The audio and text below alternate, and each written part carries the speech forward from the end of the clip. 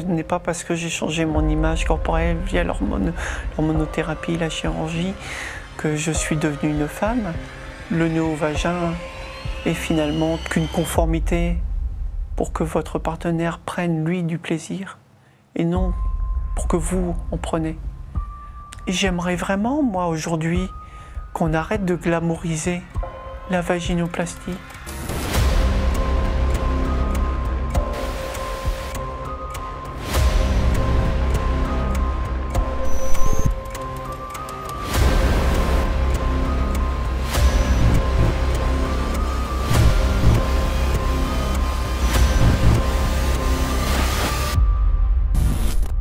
Bienvenue dans l'émission Contre-discours sur les questions de genre.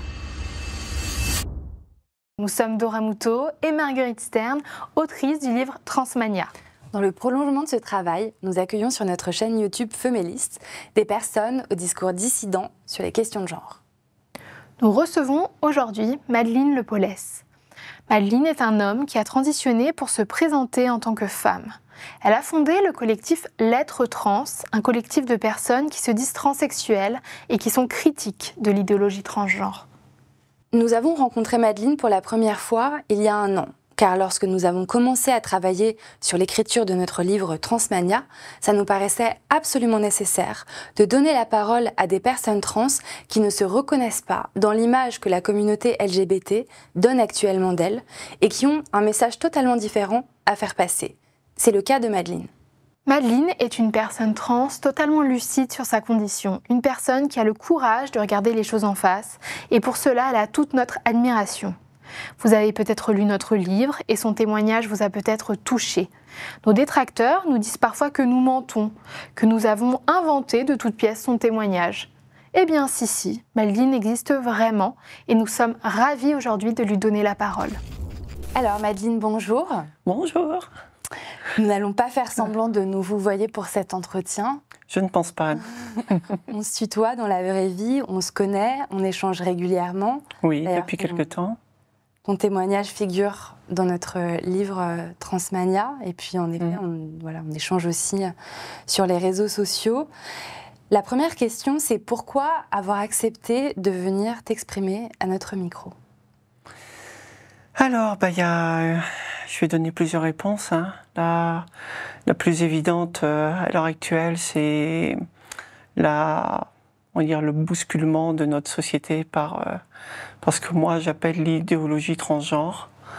Donc, le fait finalement de redéfinir notre société. Donc, ce qu'est l'homme et la femme, donc le mâle et la femelle de l'espèce humaine. C'est aussi le fait qu'on bouscule la personne que je suis. Donc, je suis une personne transsexuelle, post-parcours. Donc, qui dit transsexuelle, c'est que forcément, je suis allée au bout du parcours. Et finalement, qu'on titille, on va dire, bouscule les tenants du transsexualisme, donc la pathologie finalement, ou en tout cas le trouble que moi je ressens depuis désormais un peu plus de 40 ans. Donc c'est déjà ça. Et puis aujourd'hui, finalement, tout ce qui infuse par les associations, les institutions donc de l'État, l'éducation nationale, donc tout ce qui imprègne finalement les enfants et qui leur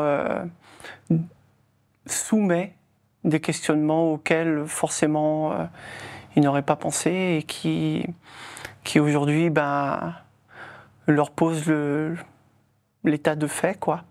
Qu'est-ce que je suis, qu'est-ce qu'est mon corps, et qu'est-ce que je suis dans mon psychisme, donc cérébralement.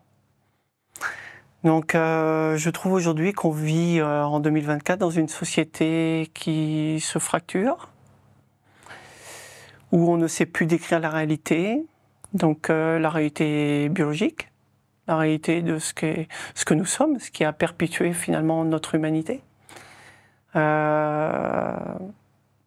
le fait surtout, qu'est-ce qu'une femme, quoi, finalement. Comme dit Matt Walsh, what is a woman? Donc,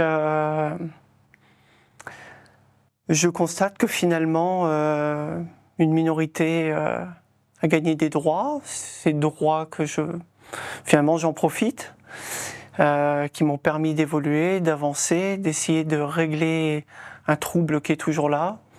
Et aujourd'hui, ces droits empiètent sur les droits des autres, quoi. Donc, et en tant que finalement, peut-être transsexuelle ou personne transféminine, je suis aussi pour les droits sexuels des femmes, donc des filles. Et c'est pour ça qu'aujourd'hui j'ai essayé de prendre position plus clairement. Merci. Peux-tu nous dire pourquoi tu as décidé de te présenter ainsi, avec des lunettes, et pourquoi est-ce que tu souhaites garder ton anonymat? Alors il y a une chose que je tiens particulièrement, c'est tout simplement ma vie privée. En tant que personne justement dysphorique, sexuelle, j'ai subi un parcours de quasiment 5 ans. Et ce parcours a été à fragiliser ma vie, même je dirais à complètement fracasser ma vie. J'ai reconstruit tout à zéro et je suis encore aujourd'hui, pratiquement 5 ans après, post-transition, encore en train de reconstruire ma vie privée. Ma vie professionnelle aujourd'hui c'est fait, mais la vie privée en tout cas, c'est toujours en cours.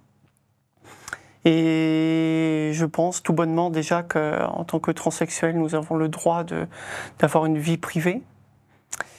Et donc cette vie, cette vie doit être préservée. Et en faisant ce témoignage, je n'ai pas envie justement que mes propos, mon visage soient utilisés par des militants aujourd'hui qui d'ailleurs ne sont même pas trans, déjà. Et même s'ils sont trans ou transgenres, ils n'ont déjà même pas mon parcours. Ce qui veut dire qu'ils ne savent même pas ce que c'est déjà d'aller jusqu'au ce qu'on appelle aujourd'hui le pseudo-changement de sexe. Donc je ne veux pas finalement que mes proches en pâtissent de mon discours. Je veux préserver aussi mes collègues. Je veux aussi finalement pouvoir dire les choses en simplicité, en accord avec moi-même, tout en enlevant la contrainte finalement de me dire oui, attention, tu témoignes et finalement n'oublie pas, il y a ton image, quoi. Et l'image, tu risques finalement, comme beaucoup aujourd'hui, une cancel culture. Et dans le milieu où je travaille, qui est le milieu de la santé, ça peut aussi aller très vite. Alors Madeleine, on va revenir avec toi évidemment sur ton parcours de vie, ton parcours de transition. Mais avant ça, on voudrait parler du collectif Lettres Trans.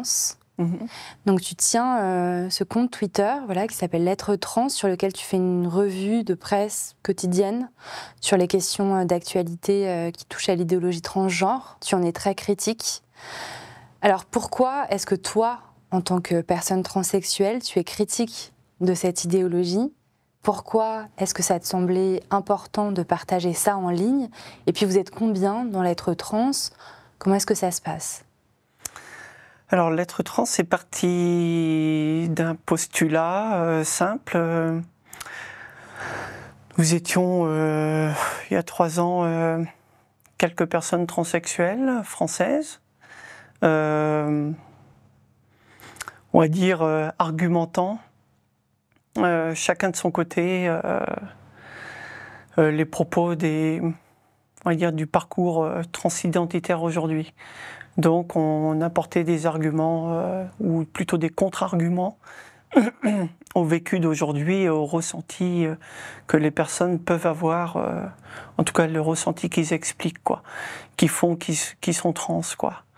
Et au fur et à mesure du temps, il y a eu déjà le film de Sébastien Lipsicht, c'est ça, comme ça. Petite fille.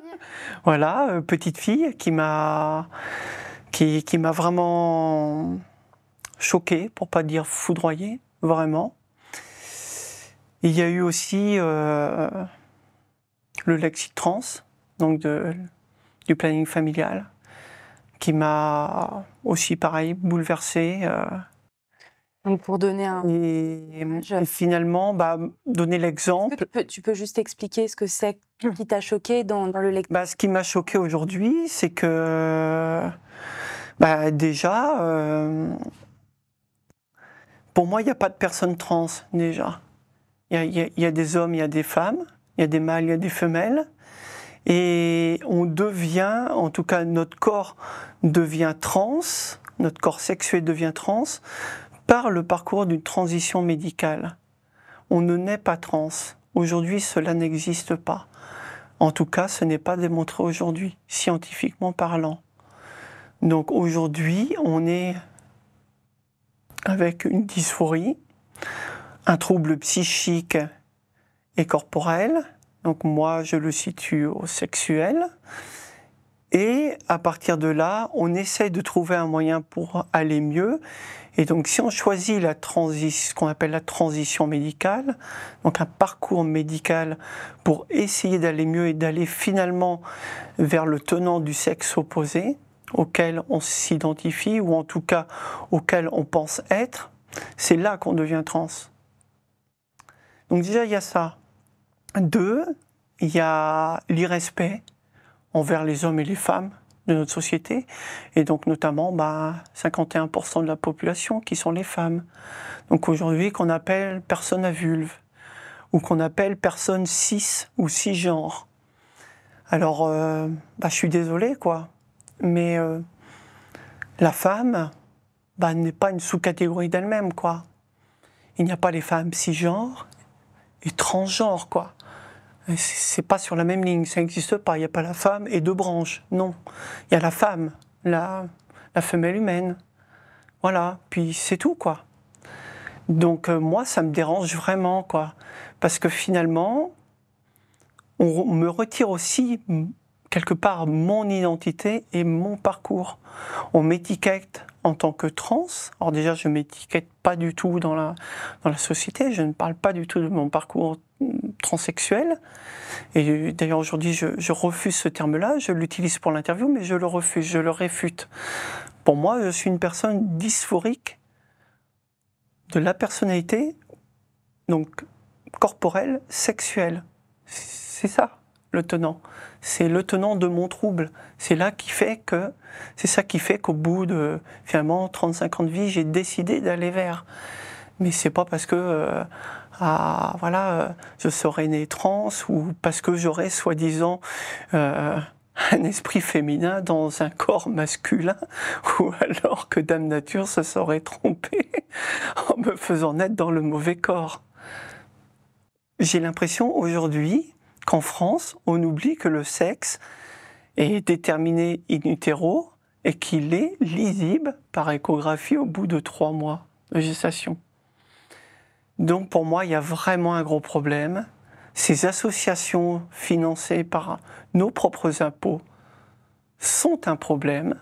Ces personnes trans, souvent adultes, âgées, qui font des transitions en disant qu'ils ne sont pas malades, qu'ils n'ont pas de troubles, qu'ils n'ont pas forcément de dysphorie, sont aussi un problème parce que leur discours est un problème à mon regard et à mon oreille.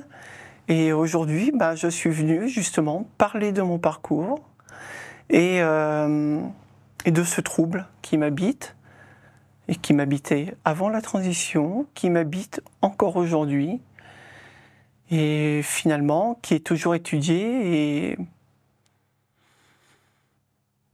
et où aucune étude aujourd'hui ressort l'exactitude finalement des faits. Comment vient ce trouble? Est-il biologique ou psychologique? Est-ce que finalement c'est l'éducation? Est-ce que finalement c'est une imprégnation de la société sur mon ressenti et mon développement. On ne sait rien. La seule chose qu'on sait aujourd'hui, c'est que l'idéologie transgenre est poussée par la sociologie. La sociologie est rentrée dans la médecine. Et la médecine, aujourd'hui, fait de la sociologie. Elle ne fait plus de la médecine. Elle a oublié, tout simplement, qu'il ne fallait pas nuire, et notamment pas nuire aux enfants. Parce que les enfants, les adolescents, les mineurs sont en construction. Et donc, c'est normal, finalement, qu'on se cherche. Tout le monde s'est cherché. Moi-même, je me suis cherché, comme vous avez pu vous chercher et expérimenter. Alors Madeleine, on aimerait revenir avec toi sur ton parcours de transition pour que les gens comprennent. Est-ce que tu peux d'abord nous décrire comment la dysphorie est apparue? Donc toi, tu ne parles pas de dysphorie de genre, tu parles de dysphorie génitale et de la personnalité. Oui, tout à fait. Est-ce que tu peux nous raconter les débuts de ce trouble, ton enfance? Alors déjà, je vais juste faire une petite parenthèse. Pourquoi j'utilise finalement ces termes? Il y a encore quelques années, il y avait un trouble, le transsexualisme, qui était dans ce qu'on appelle le DSM, donc le manuel international des maladies de santé mentale, quoi. Voilà. Et depuis le DSM-5, ce qu'on appelle aujourd'hui la transidentité a été dépsychiatrisé. Cela n'empêche pas que cela reste un trouble. Donc, ce qui veut dire une discordance entre le psychisme, le corporel et donc le sexuel. Les trois vont ensemble parce que chacun ne vit pas à part. On est un tout. Pourquoi je ne parle pas de genre? Parce que si je vous parle de genre, on va parler de stéréotypes de genre, on va parler de ce que la société reflète sur les corps et sur ce qu'elle assigne au corps féminin ou au corps masculin, donc au mâle et à la femelle. Donc les filles mettent des jupes et aiment les roses, j'abuse, hein. Et les garçons, ils aiment les costards, la cravate et les cheveux courts, quoi. Et ils aiment jouer au foot. Donc pour moi, non. Le genre aujourd'hui a été une façon, finalement, de retirer l'aspect trouble psychique, voire corporel et sexuel, en utilisant ce terme qui est pour moi un réel cheval de Troie, qui permet l'acceptation sociétale de ce que l'on vit aujourd'hui. Parce que du moment qu'on parle de genre et de façon des personnes de se présenter aux autres, donc en société, on ne parle plus de la réalité des corps sexués dans le parcours de transition. Donc l'impact réel de ce cas, un parcours médical et chirurgical sur nos corps sexués. On ne parle finalement que d'images, donc de stéréotypes, finalement. Donc moi, aussi loin que ma mémoire, on va dire, me le permet d'accéder aujourd'hui, parce que j'ai vraiment ce petit... J'ai un souci, je pense, qui est lié finalement à ce choix, à ces 35 ans de casser ma vie et de vouloir faire place nette et tirer une page blanche. C'est que finalement, je bloque sur une partie de mon enfance et aujourd'hui, je suis obligé de regarder des photos de famille pour voir le petit garçon que j'étais, quoi. Et aussi loin que me rappelle finalement ma mémoire, je situe mon trouble aux alentours des 8-9 ans. Donc, ce qui veut dire pour un garçon un âge en début de puberté ou prépubère, quoi. Donc, c'est un âge où je me demandais finalement ce que j'avais entre les jambes et pourquoi je ne ressemblais pas finalement à mes copines de cours ou de classe à qui je m'identifiais, on va dire ça comme ça.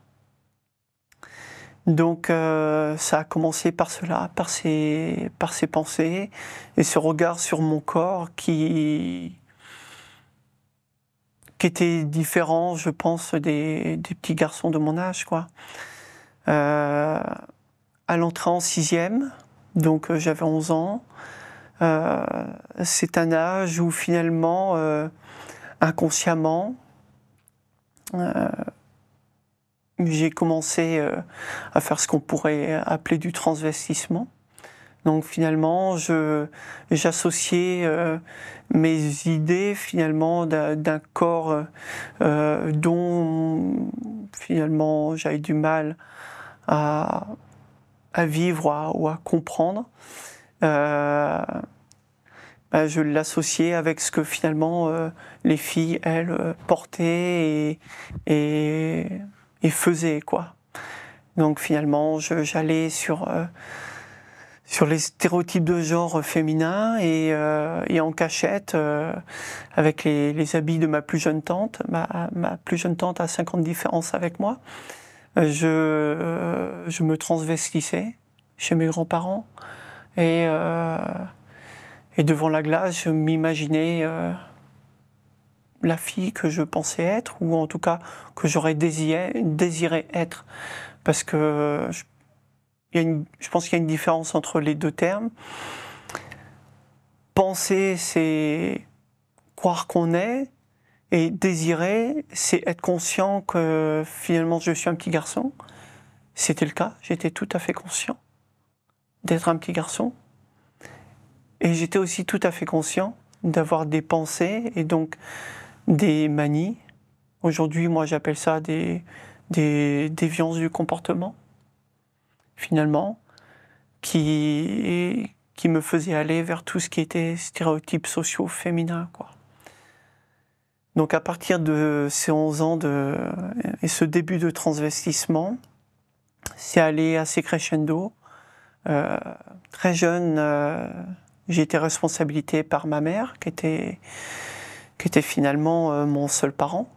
Mon père ne m'a pas reconnu à la naissance. Il a été très brièvement au début de ma vie présent, mais c'est tout. Donc ma mère a été la seule à subvenir à mes besoins et à ceux de ma fratrie, entre parenthèses. Et très rapidement, je faisais des tâches pour elle, des tâches ménagères, ranger la maison, etc. Et ce qui me permettait toutes les semaines d'avoir de l'argent de poche. Et cet argent de poche me permettait on va dire, d'assoiffer cette tendance que j'avais de m'identifier à l'autre sexe, quoi. Ou en tout cas, à défaut de m'identifier, à désirer être de l'autre sexe, quoi. Réellement. Donc je le vivais à travers les vêtements.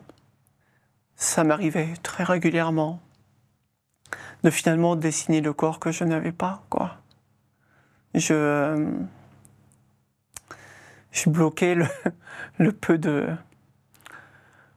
de choses qui pendaient entre mes cuisses, et finalement je m'imaginais le corps plat d'une fille et je me regardais dans le miroir avec ce que je voulais être, quoi, finalement. Et par moments, c'était vraiment à un point où ce refus d'être ce petit garçon allait au point névralgique d'une certaine mutilation. Donc, c'est pas facile à dire parce que les gens parlent beaucoup de suicide, parlent beaucoup de scarification, alors que beaucoup de choses ne sont pas prouvées ou en tout cas étayées. Et d'un autre côté, je sais très bien, de par mon parcours, que finalement on peut se mutiler très jeune, ce qui a été mon cas. Je sais qu'avec mes amis transsexuels, c'est pareil. Certaines l'ont fait. Tu te mutilais par rejet de ton corps, par haine, par détestation, par colère? Les deux, les trois. les 4, j'ai envie de dire. C'est-à-dire que sans cet organe, tu pensais que tout serait mieux? Et j'ai pensé pendant très longtemps, oui, que sans cet organe, tout irait mieux. Je l'ai pensé réellement. Parce que à cette époque, déjà en 6e à 11 ans, j'étais pas loin d'utiliser parfois finalement du petit électroménager pour si je pouvais me le charcuter, quoi. Donc ça, c'était l'enfance, l'adolescence. Ensuite, tu es devenue une jeune adulte. Oui, voilà. Donc jusqu'à à peu près 17 ans, 17 ans et demi, ça a continué comme cela. Donc à me recréer finalement en cachette, à me donner une seconde vie, en évitant finalement que mes grands-parents ou ma mère ne soient informés de mon désir d'être, ou en tout cas du trouble qui m'habitait, quoi. Et est venu ensuite, finalement, les rencontres, donc le lycée, la jante féminine qui rentre dans votre vie en tant que garçon et finalement s'intéresse à vous. J'étais plutôt j'étais pas introverti, j'étais plutôt assez accessible, je pense, socialement. J'étais plutôt un garçon assez doux, un garçon plutôt protecteur vers la jante féminine. Et finalement, je pense que c'est ce qu'aimaient les filles. Et donc, à l'âge pratiquement de la majorité, les jeunes femmes qui venaient vers moi. Et au premier abord, c'est vrai que quand on est garçon et qu'on a 18 ans, donc en 1996-97, finalement, et qu'on n'a pas toute la documentation ou la recherche qu'on a en 2024, on essaye finalement de vivre avec son trouble comme on le peut et surtout comme on l'entend, et puis c'est tout, quoi. Donc vous avez été en couple avec des femmes? Alors j'ai été principalement en couple, j'ai envie de dire, avec 3 femmes. Mais avant cela, il y a eu les rapports. Les rapports, donc le rapport sexuel, là, venant à la majorité, et qui a finalement été un second tenant de mon trouble sexuel et psychique, quoi. Donc finalement, le fait de quelque part subir l'acte sexuel et de s'en détacher, de se réfugier de cet acte dans des pensées qui seraient comment te verrais-tu finalement si tu étais à la place de la femme avec qui tu fais l'amour. Donc des pensées aujourd'hui sur lesquelles on pourrait mettre plusieurs termes, que je ne dirais peut-être pas aujourd'hui, je ne sais pas. Mais des pensées qui sont celles d'un petit garçon de 11 ans et qui a évolué jusqu'à l'âge de 18 ans au premier rapport. Donc c'est pas facile finalement. Et de 18 ans à 35 ans, ça a été ça. C'est finalement le peu de rapports consentis pendant mes périodes de couple. Ça a été ce détachement, ce désir finalement de plutôt donner du plaisir à ma partenaire et essayer de ressentir à travers elle ce que moi j'aurais pu finalement être ou ce que je pensais être.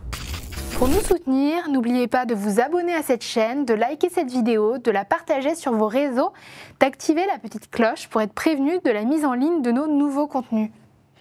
Et si notre travail vous plaît, et si vous souhaitez nous encourager à continuer, vous pouvez nous faire un don sur le lien en description.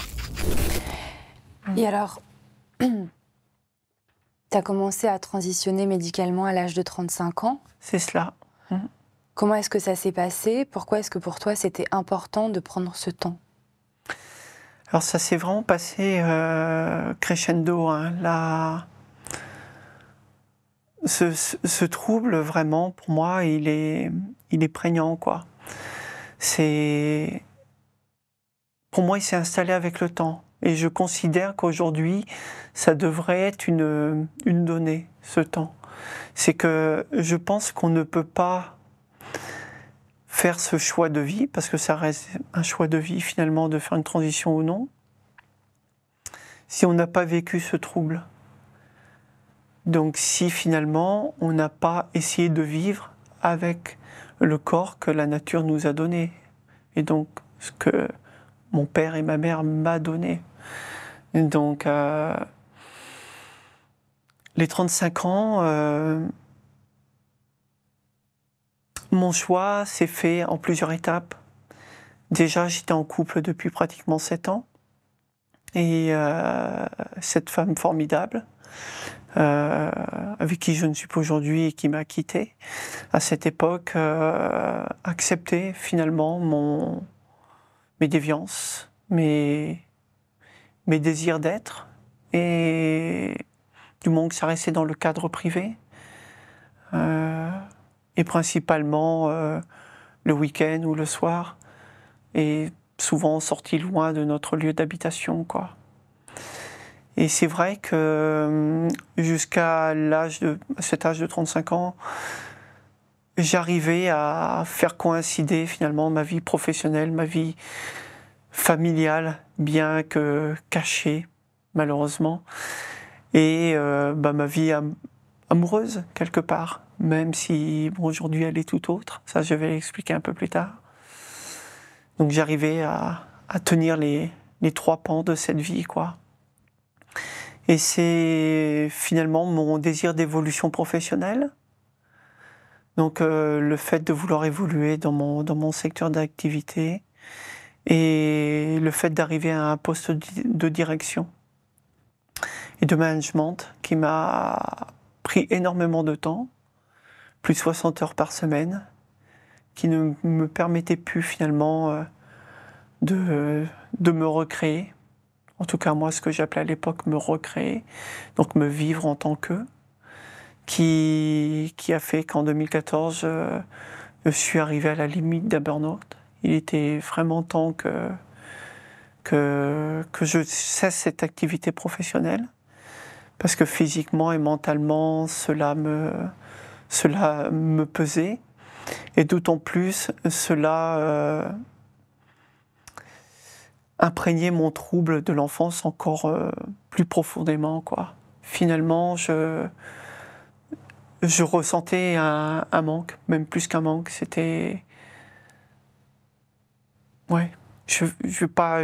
oui, un manque. On va rester sur ce terme-là. Et donc j'ai décidé de casser mon ancienne vie, arrêter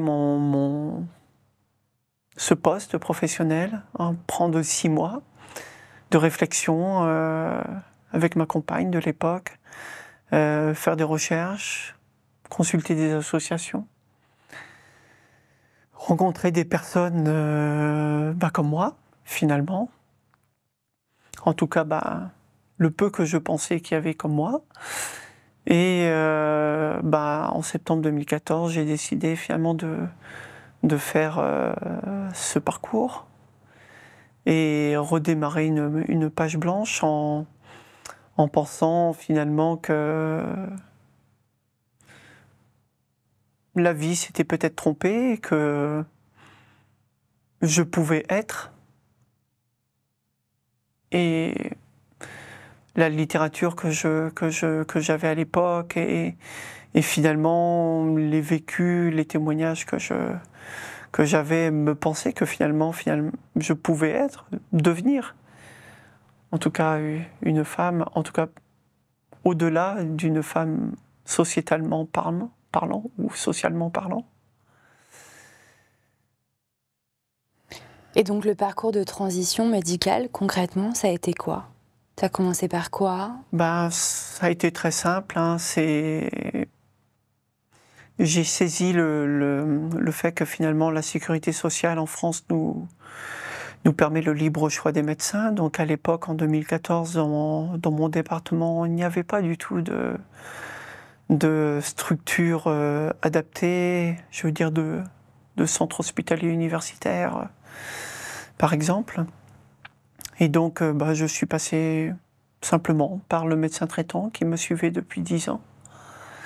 Et du jour au lendemain, je me suis présenté à lui avec une image que je considérais féminine. Donc habillé en femme, en essayant d'avoir comme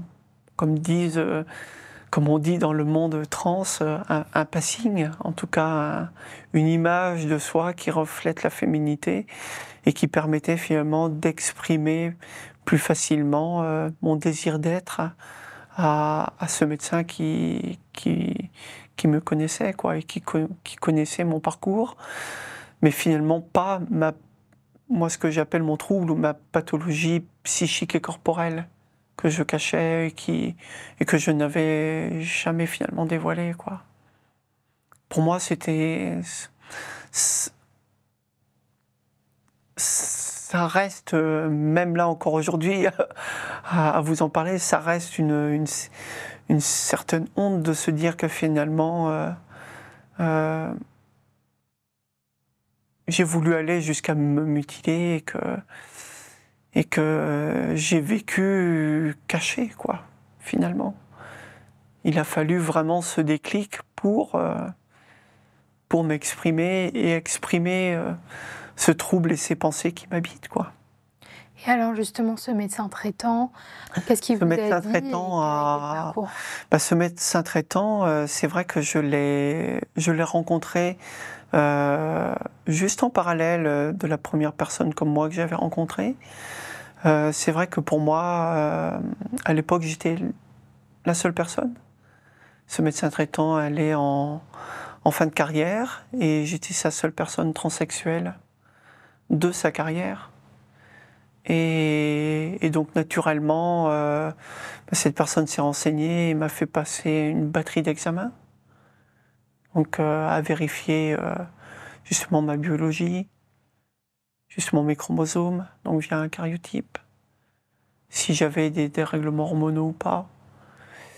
Et puis... Est-ce que quelque chose a été trouvé ou rien? Alors oui, c'est vrai que... Alors je suis déjà, faut être sincère, niveau chromosome, je suis un homme XY. Ça, il n'y a pas... Aujourd'hui, je ne peux pas dire le contraire. Par contre, j'avais une anomalie hormonale, donc je n'ai découvert qu'à 35 ans. Donc ce qu'il faut savoir pour être très, très simple finalement dans les propos pour que tout le monde comprenne, c'est que chez un homme, on va dire que sur une échelle de 10, vous avez 10 de testostérone pour 1 d'œstrogène.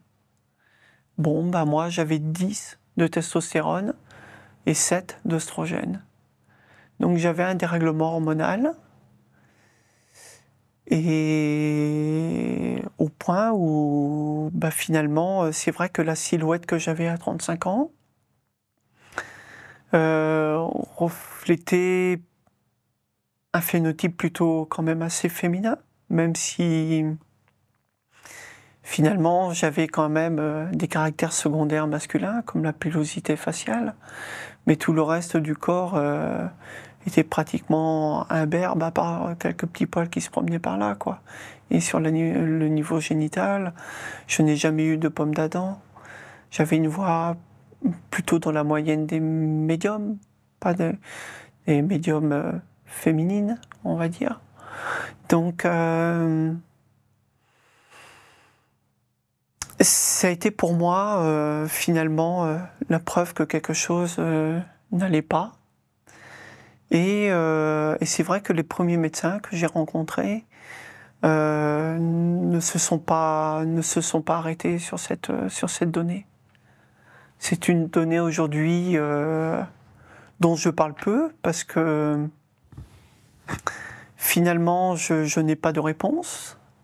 Encore aujourd'hui, au bout de 10 ans, on ne sait pas me donner de réponse. Les derniers médecins que j'ai eus, et notamment la médecin qui m'a suivi au réseau Santé Trans jusqu'à encore l'année dernière, ne semblait pas vouloir me produire ou rechercher une réponse.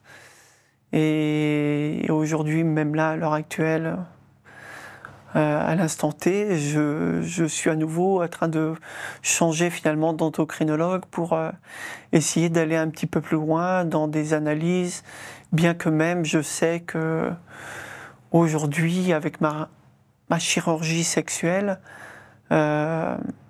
l'exploration est difficile. Oui, parce que ce qu'il faut expliquer, c'est que à partir du moment où on procède à l'ablation des testicules, nécessairement, ça change la production des hormones sexuelles dans le corps. Et donc, oui, nécessairement, l'exploration, elle est plus difficile.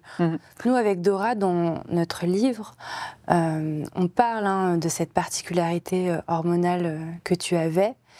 Et on parle aussi d'une étude qui s'appelle Genetic Link Between Gender Dysphoria and Sex Hormone Signaling, qui est une étude qui a été publiée en 2019 et qui montre que certains, les médecins qui ont fait cette étude, ont pu prouver qu'il y avait des marqueurs biologiques donc plus présents chez les hommes qui ressentent une dysphorie que chez les hommes qui ne la ressentent pas.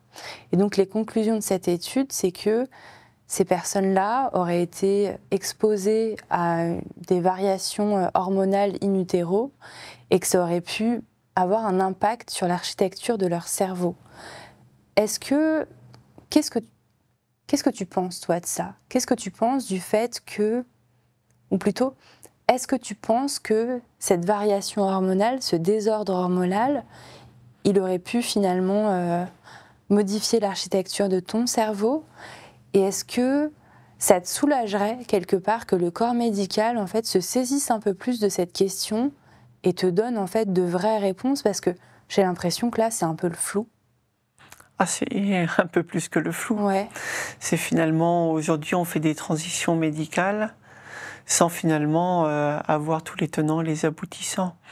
Donc de la recherche, parce que la recherche elle se fait actuellement. Donc aujourd'hui, je sais que au point T d'aujourd'hui, il y a déjà une grosse partie des informations que je ne peux plus avoir. Parce que comme tu l'indiquais, il y a une ablation des testicules.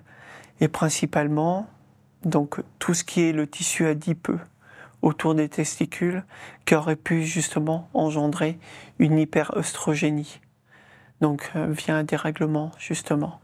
Donc ce qui fait que effectivement j'aurais pu avoir une partie peut-être de mes neurones, de mes sens, peut-être construite différemment qu'un homme ayant, on va dire, ces taux hormonaux normaux, quoi. Qu'est-ce que j'en pense?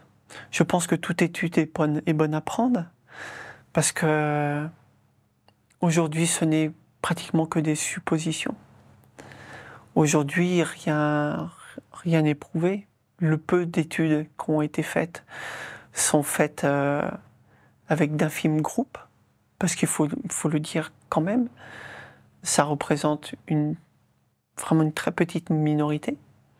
Les transsexuels, il y a encore 20 ans, c'était plus qu'une petite minorité. Dans certains pays, c'était une personne peut-être pour 200 000, 400 000 personnes. Donc forcément, les études étaient à l'échelle. Et donc toi, ça te soulagerait que des médecins... Mais c'est aujourd'hui le but de mon témoignage et finalement le but de mon combat aujourd'hui et le combat de l'être trans.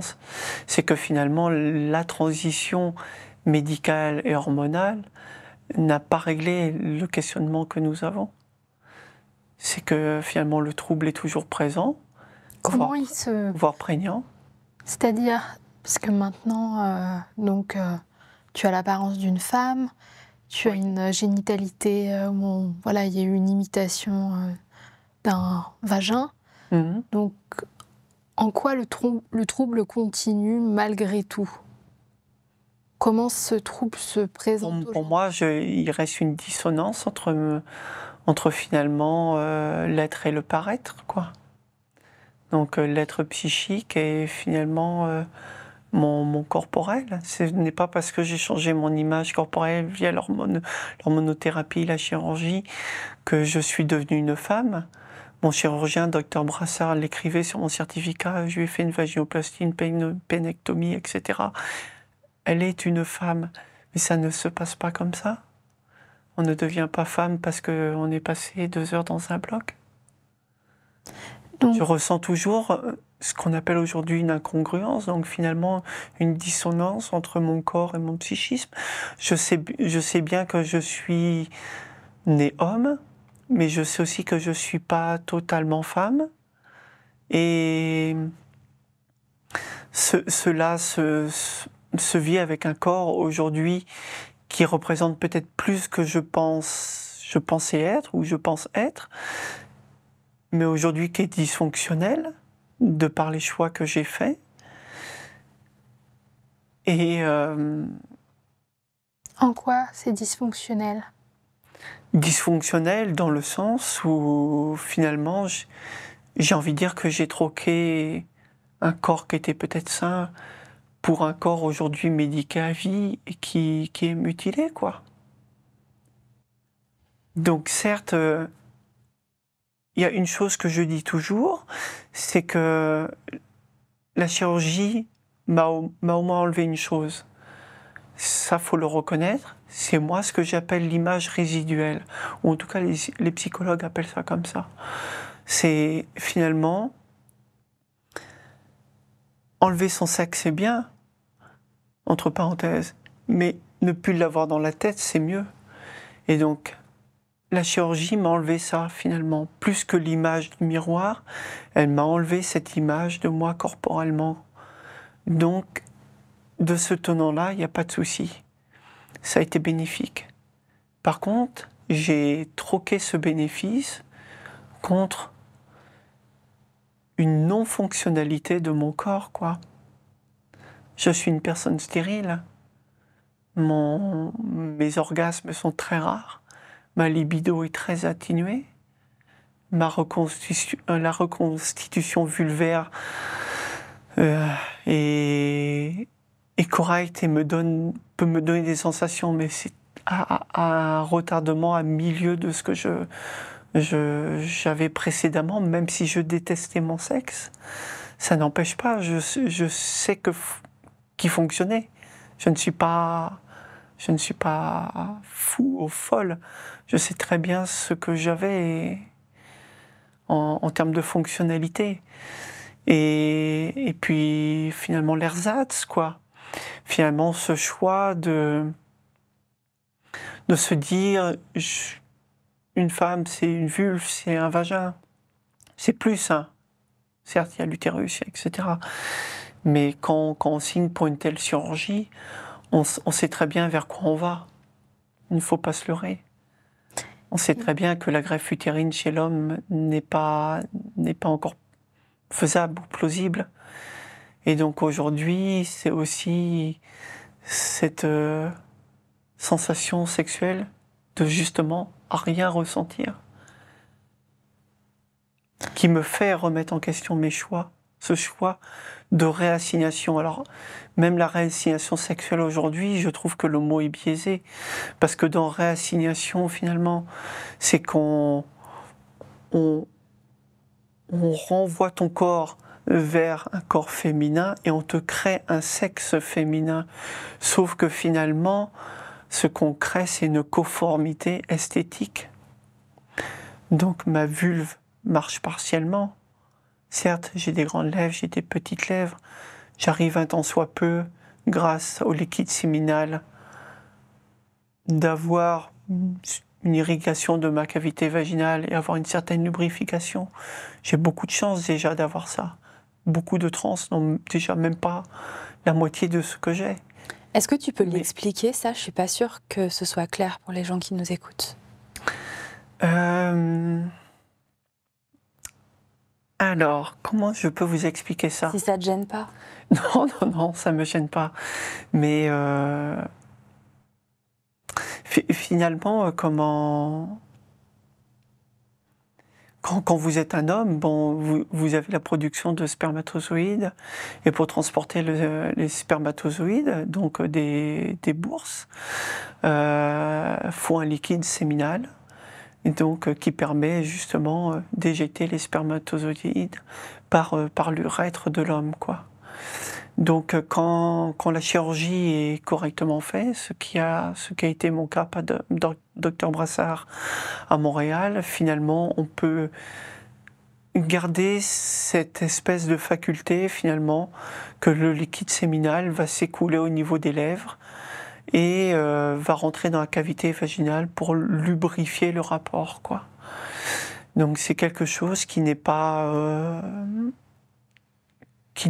commun, j'ai envie de dire, parce que j'ai pour preuve chez l'être trans et des personnes que je côtoie depuis 10 ans qui sont très loin de ça, et qui sont dans ce qu'on appelle la sécheresse vaginale et vulvaire constamment, et donc a besoin d'avoir recours à des gels externes, quoi, finalement. Je pense qu'il y a le fait déjà que mon chirurgien a bien travaillé sur ce point-là, mais je pense aussi que il y a le fait que j'ai fait ma transition tardivement, le fait que certes je vivais mal mes rapports, mais d'un autre côté j'ai éduqué mon corps, mes nerfs se sont sensibilisés, ont appris, mon cerveau, mes neurones ont enregistré. Et donc ma reconstruction génitale, le raccord des nerfs, etc., a dû plutôt bien se refaire. Et finalement, il reste un tant soit peu de sensations masculines dans cette reconstruction féminine. D'où le fait que finalement, je peux encore aujourd'hui trouver ce liquide séminal qui va lubrifier, mais à contrario, j'ai aussi une particularité, c'est que ma vulve gonfle comme un prépuce, quoi. Donc finalement, dans le rapport, on sait finalement que ma vulve n'est pas tout à fait comme celle d'une femme, quoi. Et alors justement, comment ça se passe aujourd'hui dans votre vie affective, amoureuse, sexuelle? La vie sexuelle est très compliquée à plusieurs tenants. Vous aimez toujours les femmes? Alors, ça c'est une bonne question. C'est vrai que c'est quelque chose sur lequel j'épilogue peu finalement. Jusqu'en 2017, jusqu'à l'année de ma chirurgie pelvienne, finalement, j'avais une accointance plutôt sexuelle et une attirance plutôt pour les femmes, j'ai envie de dire. En tout cas, je désirais plutôt aller vers les personnes de sexe féminin. Et post-chirurgie, ça a plutôt continué, j'ai envie de dire. Jusqu'au moment où, souvent, ce qu'on dit, et je pense qu'aujourd'hui est prouvé, c'est que dans la transition de genre, ce qu'on appelle la transition de genre, il y a plusieurs paliers, et il y a le palier, finalement, où on est sous anti-androgènes, donc anti-testostérone, l'androcure par exemple, ou la finastéride, qui vous castre chimiquement, et vous prenez un complément oestrogénique Estrogénique, ouais. Comme de l'estradiol, donc de l'estreva ou de l'estrodose, et qui vous féminise, quoi. Mais vous avez toujours la partie sexuelle masculine qui est là, quoi. Et post-chirurgie, en ce qui me concerne, j'ai eu ce que j'appelle un deuxième pan de mon parcours de transition. Donc une imprégnation beaucoup plus prégnante des hormones. Et finalement, un développement global aussi, allant beaucoup plus vers la féminité. Et donc peut-être aussi finalement un rapport à la femme, un rapport à l'homme tout à fait différent, j'ai presque envie de dire des fois des sens qui se sont modifiés. Le goût même pour certaines textures qui ont pu même se modifier. Mon acquaintance, mon odorat pour certaines choses aussi. Et au fur et à mesure du temps, sur cette année, finalement, il y a eu un basculement. Le fait que la femme, c'est moi. Donc finalement, je n'ai pas vraiment envie d'être avec une femme. J'essaierais bien peut-être d'être avec un homme. Et je n'avais jamais été attiré par les hommes, hein, je préfère quand même le dire. Je n'avais jamais eu de pensée homosexuelle non plus. Comme tout le monde, je pense qu'on peut passer dans la rue et trouver des hommes et des femmes beaux ou belles. Voilà. Donc une pensée très lambda. Et finalement, j'ai tenté l'expérience. Et j'ai envie de dire, même si ma première expérience a été pas catastrophique, mais dérangeante et... Alors, ma première expérience avec un homme, hein, biologique, j'ai envie de dire, dérangeante, finalement m'a confirmé que c'était peut-être le choix qui était à faire pour continuer ma vie. En quoi c'était le choix à faire ? Le choix que finalement ce désir pendant 35 ans de se recréer en tant que, finalement de vivre totalement ma vie de femme avec le sexe opposé, de manière générale, comme une large partie de la population, j'ai envie de dire, mais... dans une démarche de cohérence. Donc. Mais dans une démarche de cohérence. Donc, sans arrière-pensée, juste dans une démarche, finalement, de me dire, c'est moi la femme, et peut-être bouscule un peu plus les acquis, les pensées que tu as, et regarde comment ça se passe aussi de l'autre côté. Et est-ce que les rapports avec les hommes, enfin les rapports affectifs, amoureux, pour vous, sont plus agréables aujourd'hui qu'avec des femmes ? Est-ce que vous vous y retrouvez là-dedans au final ? Est-ce que ça vous plaît ? Alors, ce qui me plaît, c'est forcément les bras, j'ai envie de dire. Parce que sexuellement, je ne peux pas dire que cela me plaît profondément. Donc aujourd'hui, j'ai trouvé ma place auprès d'un homme. Bien que ma première expérience a été assez compliquée, parce que ce qu'il faut quand même comprendre dans le trouble,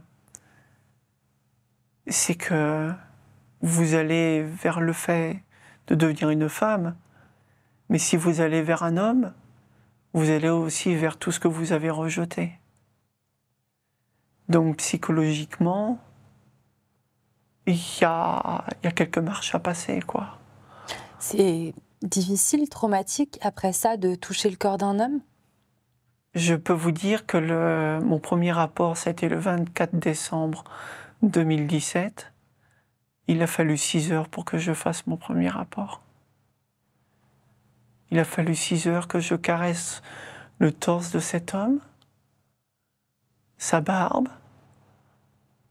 pour que mentalement je suis prête à accepter l'acte.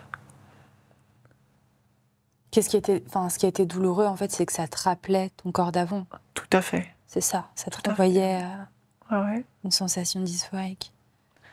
Est-ce que tu estimes aujourd'hui que ta transition, elle est terminée? Ma transition physique est terminée. Ça, c'est certain. Parce que de toute façon, on ne peut pas aller au-delà. Et aujourd'hui, je ne voudrais pas aller au-delà. Parce que je pense peut-être déjà être allé peut-être déjà même trop loin aujourd'hui. C'est-à-dire? Donc, Est-ce qu'il y a des regrets ou pas? des regrets, je ne sais pas si on peut dire regrets, mais faut-il aller finalement jusque-là, donc ce que dire une réassignation sexuelle et une réassignation faciale de 12 heures, pour finalement avoir un gain d'épanouissement et juste le retrait psychique d'une image corporelle. Est-ce que, dans un certain sens, vous avez grandi avec l'idée qu'être une femme, c'était mieux et pourquoi? Et si c'est le cas, ou même, je veux dire, votre parcours semble indiquer que quand même, quelque part, être une femme, ça semble, dans votre esprit, une condition peut-être plus favorable. Est-ce que c'est le cas? Et si c'est le cas, pourquoi est-ce qu'être une femme, ça semblait mieux pour vous, pour votre vie? Je dois avouer que je me suis jamais posé la question. Hein. C'est être une femme mieux ou même au niveau sociétal, non, quoi. Pour moi, je voulais, étant petit, être comme mes copines de cours ou de classe, plutôt porter ce qu'elles portaient, faire le sport qu'elles faisaient, et plutôt être entre filles qu'entre garçons, quoi. Et au fur et à mesure du temps, j'ai envie de dire que j'ai construit une seconde vie avec cela, quoi. Et avec ces pensées que finalement, jusqu'à 35 ans, de toute façon, je ne savais pas. Je ne savais pas qu'on pouvait prendre des hormones et passer sur le billard pour essayer d'aller vers. Donc j'essayais de vivre comme je pouvais avec mes pensées, ce trouble qui m'habite. Pour qu'on comprenne bien. Donc, ces pensées, c'est des pensées qui reviennent tout le temps, tous oui. les jours, sans arrêt. Et quelle est la fréquence de ces pensées et comment elles s'immiscent dans le quotidien? Comment elles s'immiscent par un manque? Un manque de désir d'être, d'éclore. C'est ça. C'est finalement de vivre comme j'en ai envie et peut-être, quand on est petit, la crainte d'être jugé, quoi, finalement. Et ça n'aurait pas été possible d'être un homme, tout simplement avec des goûts très féminins, avec une garde-robe féminine, entouré de beaucoup d'amies femmes, de finalement vivre une masculinité sur le spectre en étant assez féminin? Ou est-ce que la société vous l'interdit dans un certain sens? Aujourd'hui, c'est une des questions que je me pose, sincèrement. Savoir si j'aurais pas pu finalement continuer cette vie d'homme en arborant réellement sociétalement et ce désir-là, sans finalement me changer corporellement. C'était déjà le cas avec ma compagne, mais ce n'était le cas qu'avec elle. Donc, est-ce que la société l'interdit? Hormis dans le monde du spectacle, je pense que oui. Je pense qu'aujourd'hui, c'est assez formaté. Je n'irai pas dire qu'aujourd'hui, ce que les jeunes font avec ce qu'on appelle le genre et les stéréotypes de genre est bien. Parce que, certes, ça donne une ouverture sur ce que peut être un petit garçon ou une petite fille, un jeune homme et une jeune femme. Mais Mais aujourd'hui, le genre est lié justement à cette transition sociale et médicale qui pour moi est un toboggan. Donc, quand on est en transition sociale, il est très difficile ensuite finalement de ne pas glisser vers l'hormonothérapie, quoi. En tout cas, je le vois comme ça, quoi. Donc, Madeleine, est-ce qu'il y a un sujet dont tu aurais aimé parler? Est-ce qu'il y a une question que tu aurais aimé qu'on te pose aujourd'hui?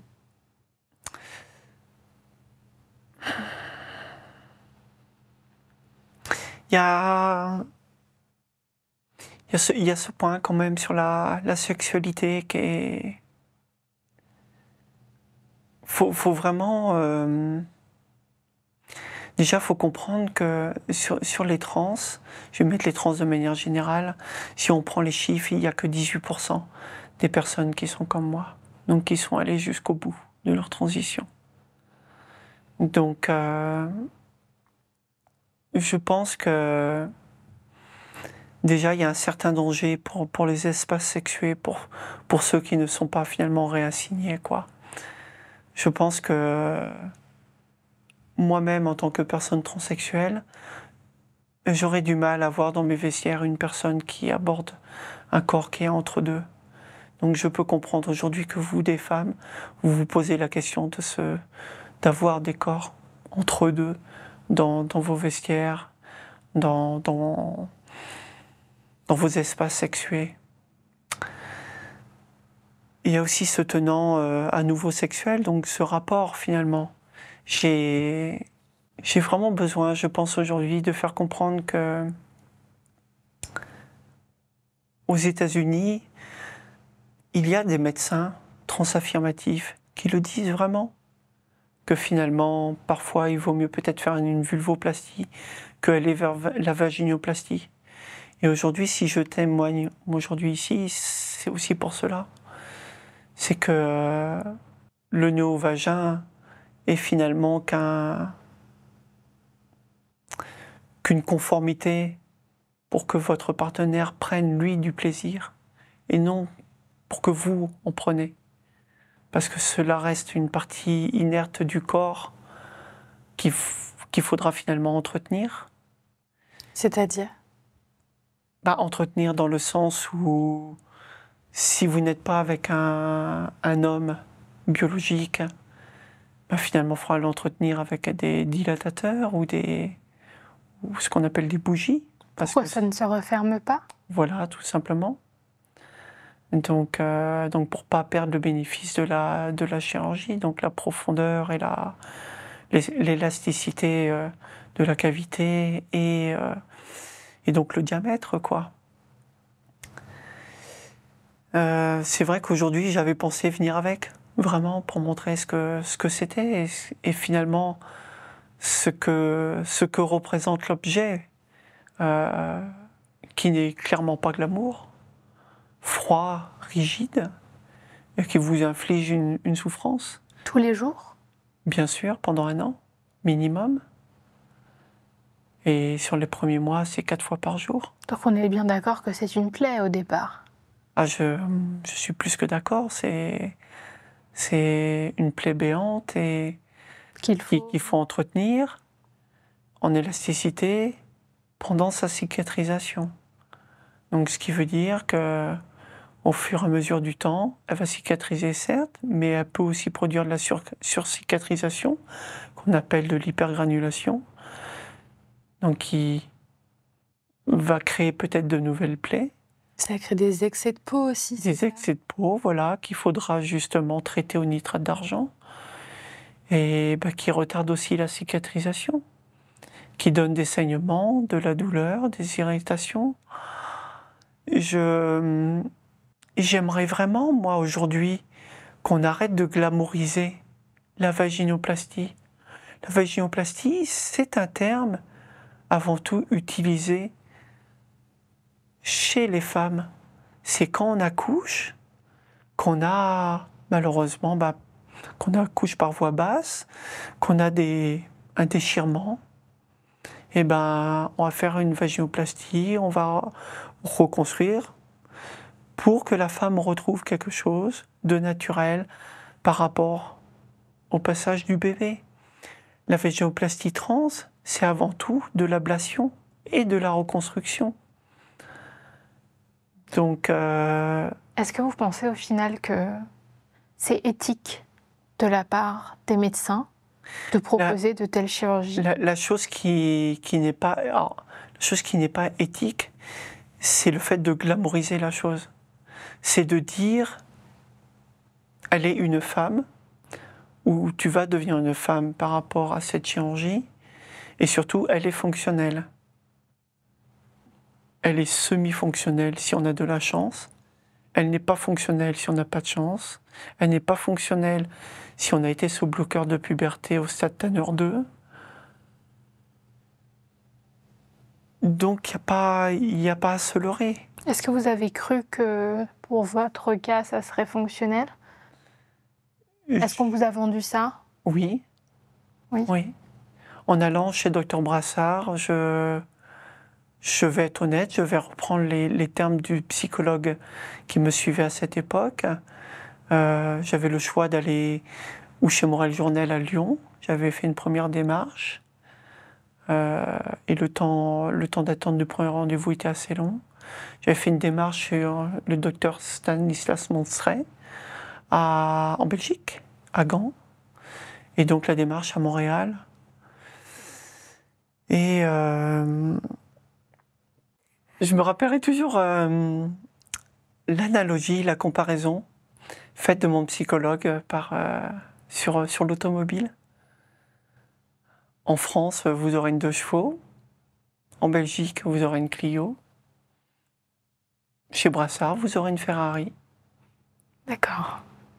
Ouais. Et vous considérez avoir une Ferrari ou pas alors? La personne qui m'a dit ça est un psychologue transsexuel, brestois, qui à l'époque écrivait sur mon certificat, ou mes certificats, parce que j'en ai eu plusieurs de sa part, que mon sexe vivait sa propre vie, comme détaché de mon corps, et que finalement, le meilleur choix pour moi, effectivement, si j'avais les moyens financiers, chose que je me suis donnée en vendant la maison que j'avais construite 5 ans auparavant, chose que j'ai fait finalement. Et donc c'est vrai que post-chirurgie, quand on se réveille avec cette anatomie, quand le démoulage est fait, quand les pansements sont enlevés, même si c'est pas beau, parce que y a plein d'échymoses, il y a de l'œdème, c'est un peu de la boucherie. On est content de se débarrasser en tout cas moi j'étais contente de se débarrasser de ce pénis qui pendait, de voir cette anatomie qui était proche physiquement d'une femme.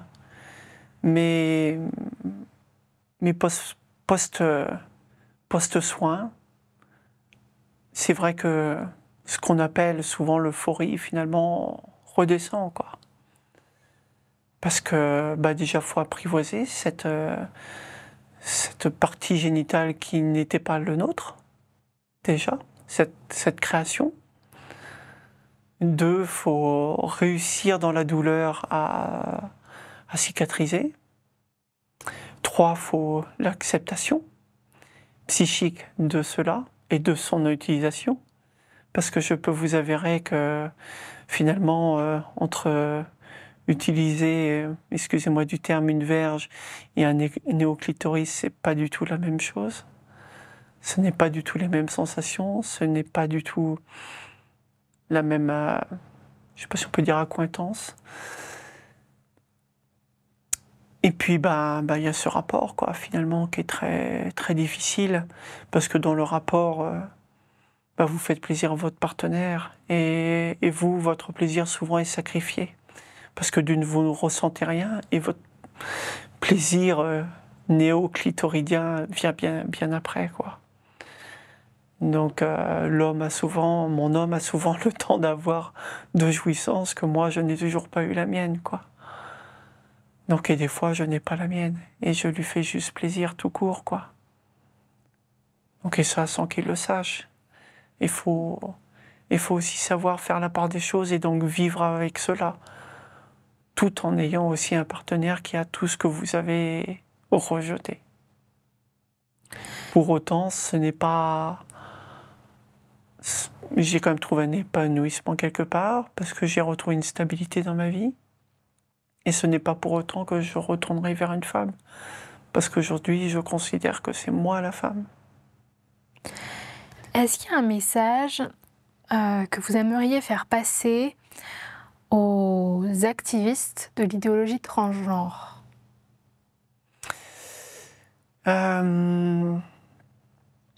J'aimerais déjà qu'on arrête d'instrumentaliser ma pathologie. Il n'y a pas de ressenti, il y a ce qu'on appelle des troubles.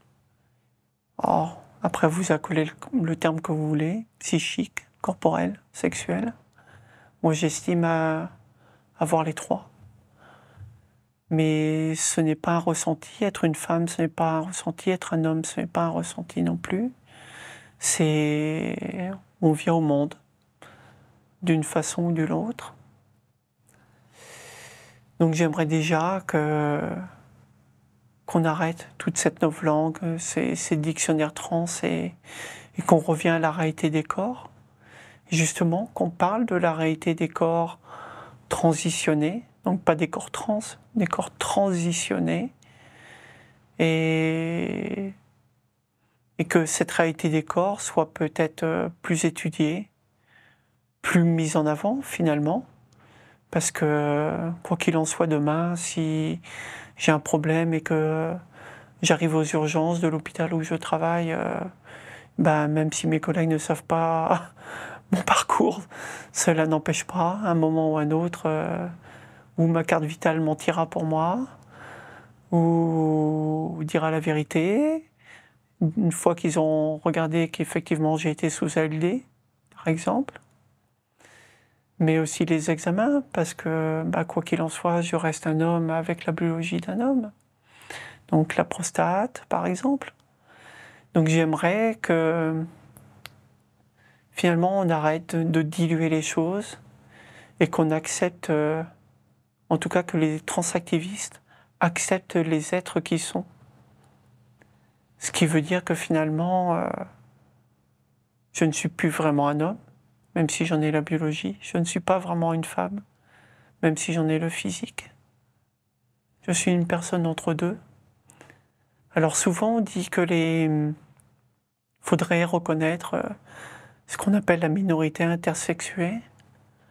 Donc ces personnes qui sont nées avec un trouble du développement corporel, génital, phénotypique, hormonal. Donc les reconnaître, ça représente 0,018% de la population, ce qui n'est pas énorme. Il faut les reconnaître à l'état civil pour que grands, ces enfants puissent faire leur choix. Je pense qu'il serait bien aussi peut-être pour la société, pour une clarté, peut-être de faire apparaître les corps aussi tels qu'ils sont, tels que nous sommes. Le transsexualisme était plutôt accepté dans notre société. La société a accepté que c'était un trouble, donc un trouble mental à une époque. Et justement, c'est pour cela que c'était pris en charge par la sécurité sociale. C'est pour ça que c'était accepté, parce qu'on savait que les êtres qui allaient emprunter ce chemin allaient aller jusqu'au bout d'une démarche, parce que finalement, elle était nécessaire. Alors, est-ce qu'aujourd'hui, il ne faut pas aller jusque-là, finalement, juridiquement et civilement? Ce qui veut dire aussi faire apparaître, finalement, ces corps, et pour parler réellement du problème, quoi.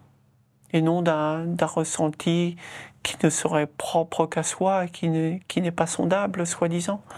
Alors que bien sûr que si, comme toute pathologie, on peut en exprimer les troubles et les pensées, quoi. Je crois que le message est passé, Madeleine. Merci beaucoup. Donc, merci à vous. Pour ton courage, parce qu'on sait que voilà, c'est pas évident de venir témoigner comme ça de son parcours de vie, que en effet ça engage ta vie privée, on l'espère pas en fait, justement. Et donc merci vraiment. Nous espérons que cet entretien vous a plu. Si vous souhaitez continuer à entendre des voix dissidentes sur les questions de genre, merci de nous soutenir en likant cette vidéo, en la partageant, en vous abonnant et en activant la petite cloche pour être prévenu de la mise en ligne de nos nouveaux contenus. Vous pouvez aussi nous faire un don, car produire ce type de contenu a un certain coût et nous prend du temps. Une autre façon de nous soutenir tout en apprenant, c'est de vous procurer notre livre Transmania, enquête sur les dérives de l'idéologie transgenre, paru aux éditions Magnus.